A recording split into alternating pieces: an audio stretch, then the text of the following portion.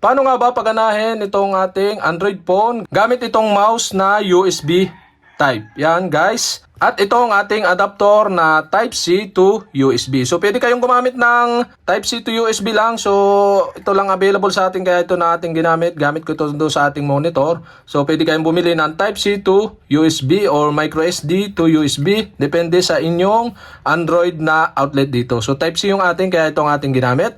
So okay guys, atin na siyang paganahin gamit ang mouse. Yan, gamit lang itong USB adapter, saksak lang natin dito. Tapos, dito naman sa USB adapter natin, insert lang natin itong mouse. Yan guys, naka-insert na. At dito sa Android po natin, so ang gagawin lang natin is, punta lang kayo sa settings para gumana yung mouse. Punta kayo ng settings. Dito sa settings, scroll down nyo at punta kayo ng system settings. Yan, tap nyo lang.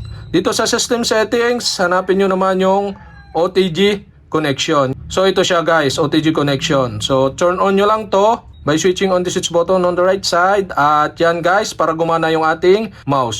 So ngayon guys, igagalaw na natin itong mouse. At yan guys, pagkagalaw nyo to, yan makikita nyo yung arrow. Yan, so ito siya guys, yung arrow. Yan guys.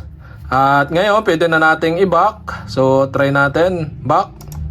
Yan, kita nyo, binak natin yung arrow doon. Tapos pagka gusto nyo i-close, dito sa baba, press and hold nyo lang itong arrow. Yan, at tapos pataas. Tapos, click nyo yung home screen para mapunta kayo dito sa home screen. Yan guys, walang iba nakakonect. Oh. Ito lang guys, oh.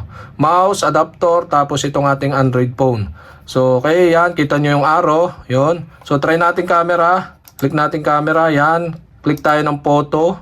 Yan, shot. Tapos, punta naman sa video. Tapos, play.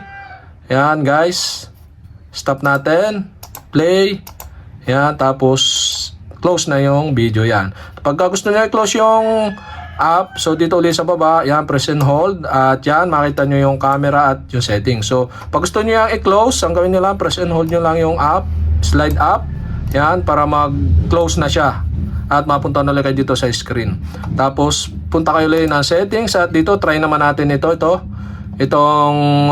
scroll down and up. Yan guys, kita nyo, ini-scroll down ko, yan, up, at nagana to siya guys gamit ito. Yan ang napakaganda dito sa paggamit ng mouse. So try natin yung Bluetooth, click natin Bluetooth, tapos turn on natin, tapos off, tapos back, tapos scroll down gamit ito. Yan, tapos punta kayo ng location, turn off, turn on, tapos back, at yan, pag gusto nyo i-close, press and hold lang dito sa baba. Yan, tapos makita nyo pag gusto nyo nang i-close, yan, at nandito na ulit tayo sa home screen.